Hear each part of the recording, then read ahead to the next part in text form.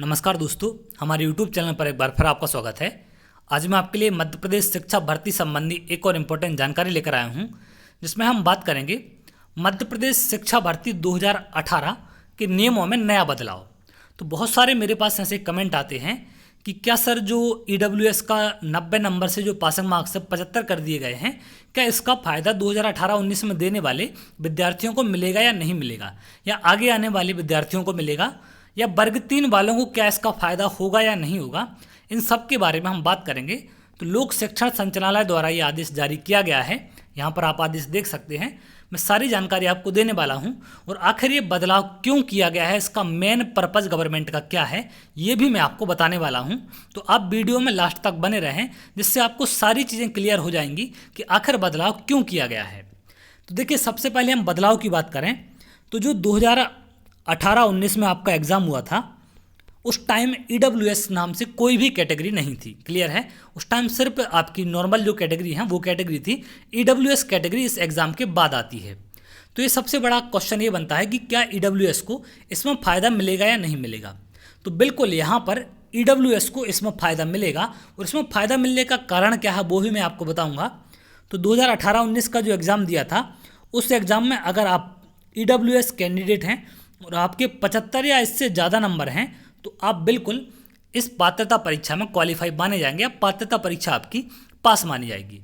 अब देखिए, यहाँ पर एक और सबसे बड़ा सवाल है कि जो वैलिडिटी है वो 3 साल से आखिर 5 साल क्यों की गई। आपने नोटिफिकेशन देखा होगा, इसमें इन्होंने क्लियर किया है कि जो सेवा शर्तें एवं नियम भर्ती है 2018 की, स्कूल शिक्षा विभाग की तरफ से नोटिस है कि इन्होंने 3 वर्ष के स्थान पर एक नया शब्द प्रतिस्थापित किया है, 5 वर्ष। मतलब इन्होंने वैधता को 5 साल कर दिया है 3 साल की जगह। और दूसरा इन्होंने क्या किया है, जो EWS कैटेगरी है, आर्थिक रूप से कमजोर वर्ग, उनको 50% अंक यानी कि 150 में से मात्र 75 नंबर में वो पास माने जाएंगे, और बाकी जो अन्य कैटेगरी वाले, जनरल वाले, अदर स्टेट वाले, वो 90 अंकों में पास माने जाएंगे। तो इनको 75 अंक की श्रेणी में रखा है। अब देखिए, यहाँ पर सबसे पहली बात तो 5 साल वैलिडिटी का मतलब क्या है, या क्यों इसको बढ़ाया गया है। क्योंकि जो भी कैंडिडेट थे जिन्होंने 2018-19 में एग्ज़ाम पास किया था, उनकी वैधता जो है 5 साल बाद यानी कि 2023-24 में ख़त्म हो जाएगी। और आप जानते हैं कि जो संविदा वर्ग 1 और वर्ग 2 का एग्ज़ाम होना है, उसका जो मैंने एक आपको वीडियो बना के भेजा था, कि उसमें जो एग्ज़ाम की बात कही गई है, वो बात कही गई है आपकी अप्रैल 2023 में। तो 2023 में एग्ज़ाम होना है, और मध्य प्रदेश के शिक्षा मंत्री ने तो ऐलान किया है कि संविदा वर्ग 1, 2 और 3 तीनों की भर्ती हम हर साल करेंगे। तो ये बातें हैं, देखिए, इन पर हम भरोसा तो नहीं कर सकते हैं, क्योंकि ऐसे ही कब से चला आ रहा है ये। तो जो 2018-19 में एग्ज़ाम दिया था, उनकी वैधता 2023-24 में ख़त्म हो जाएगी। तो गवर्नमेंट चाहती थी कि जो ये 2018-19 वाले कैंडिडेट हैं, इनको तो कोई भी एग्ज़ाम देने नहीं मिलेगा। अगर 3 साल वैधता होगी तो उनकी वैधता तो ख़त्म हो रही है। तो 2023 में आप जानते हैं कि लास्ट में इलेक्शन होंगे, 2023 के अंत में। तो गवर्नमेंट वोट बैंक के लिए यहाँ पर इनकी वैधता को 5 साल बढ़ा के इन कैंडिडेट को 2018-19 वाले कैंडिडेट को अप्रैल 2023 के एग्ज़ाम में शामिल करना चाहती है। ये सिर्फ उद्देश्य इनका वोट बैंक का। अब देखिए, आपको लगेगा कि सर जैसे तैसे मौका मिल रहा है शामिल होने का, तो आप उसकी भी बात कर रहे हैं। मैं बिल्कुल इस बात से सहमत हूँ कि चलो सही किया, कम से कम एक मौका तो इनको मिलेगा। लेकिन आप यहाँ पर एक बात सोचिए कि आपके स्कोर कार्ड की वैधता है 5 साल, और 5 साल में मात्र आपको अप्रैल 2023 1 साल का एग्ज़ाम देने मिलेगा, सिर्फ एक बार।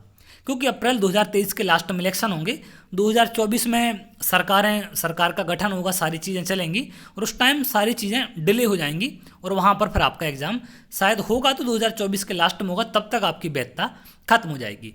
तो आप सोचिए, 5 साल की वैधता जब आपकी है, और 5 साल में आपको सिर्फ एक बार एग्ज़ाम देने मिलता है, तो ऐसी वैधता का मतलब ही क्या है कि 5 साल में आप एक बार एग्ज़ाम दे पा रहे हैं। कम से कम आपको 3 से 4 बार एग्ज़ाम 5 साल की उस वैधता के टाइम पीरियड में मिलना चाहिए, तब हम इस चीज़ से सहमत हैं। तो गवर्नमेंट का सिर्फ उद्देश्य यही है कि अप्रैल 2023 में जो भर्ती कराई जाएगी, उसमें इन कैंडिडेट को शामिल किया जाए। इसके अलावा और मुझे नहीं लगता कोई इनका उद्देश्य होना चाहिए। क्लियर है? क्योंकि 3 साल में इनकी वैधता खत्म थी, तो 5 साल में यहाँ पर ये बिल्कुल मुझे नहीं लगता सही हो रहा है कहीं से भी, क्योंकि एक बार शामिल कर रहे हैं, कम से कम 2 से 3 4 मौके तो उनको मिलने चाहिए थे, जो भी 2018-19 वाले कैंडिडेट हैं। तो इसके साथ साथ ये वर्ग 3 की अगर हम बात करें, क्या इसका वर्ग 3 वालों को फ़ायदा मिलेगा या नहीं मिलेगा, तो मेरे पास बहुत सारे कमेंट आते हैं।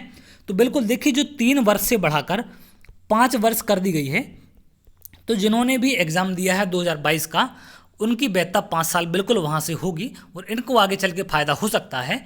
तो फ़ायदा देखिए तभी होगा आपको जब एग्ज़ाम होंगे। अगर एग्ज़ाम नहीं होंगे, जैसा 2018-19 वालों के साथ हुआ कि 2018-19 में एग्ज़ाम होने के बाद अब 2023 में एग्ज़ाम हो रहा है, तो ऐसी वैधता का आप करेंगे क्या? 5 साल में एक बार एग्ज़ाम देने मिला तो क्या मतलब कि वो वैधता का मतलब है कि कम से कम 2, 3, 4 बार आपको एग्ज़ाम मिलना चाहिए देने, और मेरे समझ से तो 5 साल में 3 या 4 बार कम से कम आपको एग्ज़ाम मिलना चाहिए, तो उसका मतलब है। तो यहाँ पर बिल्कुल जो वर्ग 3 वाले हैं उनको यहाँ वैधता 3 साल से बढ़कर 5 साल होगी, और जो संविदा वर्ग 3 में EWS कैंडिडेट हैं वो 75 नंबर पर पास माने जाएंगे। इस बात को आप यहाँ पर ध्यान रखें। क्लियर है? तो ये थी छोटी सी जानकारी। जो भी लोग इसको जानना चाहते हैं, जो भी कमेंट करते हैं, वो यहाँ से समझ सकते हैं। मैंने सारी चीज़ें आपको क्लियर कर दी हैं कि आखिर वैधता बढ़ाने का मतलब क्या है, सरकार का उद्देश्य क्या है। सिर्फ उद्देश्य है वोट बैंक की राजनीति, जिससे वो 2018-19 वालों को इसमें शामिल कर पाएँ, क्योंकि इतने सारे आंदोलन हो रहे हैं, सारी चीज़ें हो रही हैं, पदवृद्धि की मांग हो रही है। तो जो कैंडिडेट हैं जिनको पद मिलना चाहिए वो तो वहाँ पर दे नहीं रहे आप, और आप नई भर्ती की बात करते हैं, तो कम से कम जो पद खाली हैं वहाँ पर बड़ी संख्या में पद दें और उनकी वेटिंग क्लियर करें। जो भी कैंडिडेट वेट कर रहे हैं, जो आंदोलन कर रहे हैं, उन सबको वहाँ पर जॉब मिलनी चाहिए। और जल्द से जल्द वर्ग 3 का जो मामला चल रहा है उसका निराकरण भी यहाँ पर होना चाहिए। जो भी चीज़ें सामने आए आप उन पर साफ कार्रवाई करें। जो भी होगा, जैसा होगा, सब स्टूडेंट को मंजूर है, बस उसमें ईमानदारी से काम होना चाहिए। पेपर में कितना घोटाला हुआ है, क्या चीज़ें हुई हैं, वो सब चीज़ें सामने निकल कर आ चुकी हैं। तो गवर्नमेंट को उसमें ईमानदारी से काम करते हुए आगे की प्रोसेस को बढ़ाना चाहिए। उसके बाद ही सारी चीज़ें नए सिरे से होनी चाहिए। तो उम्मीद करते हैं आपको जानकारी अच्छी लगी होगी। तो अगर आप इसी तरीके के अपडेट चाहते हैं तो हमारे चैनल से जुड़ सकते हैं, और मैं ऐसे ही अपडेट आपको समय समय पर लेके आता रहता हूँ। तो चलिए, इसके लिए आप चैनल को सब्सक्राइब कर सकते हैं। बहुत जल्द अगली वीडियो मिलेंगे, तब तक के लिए बहुत बहुत धन्यवाद।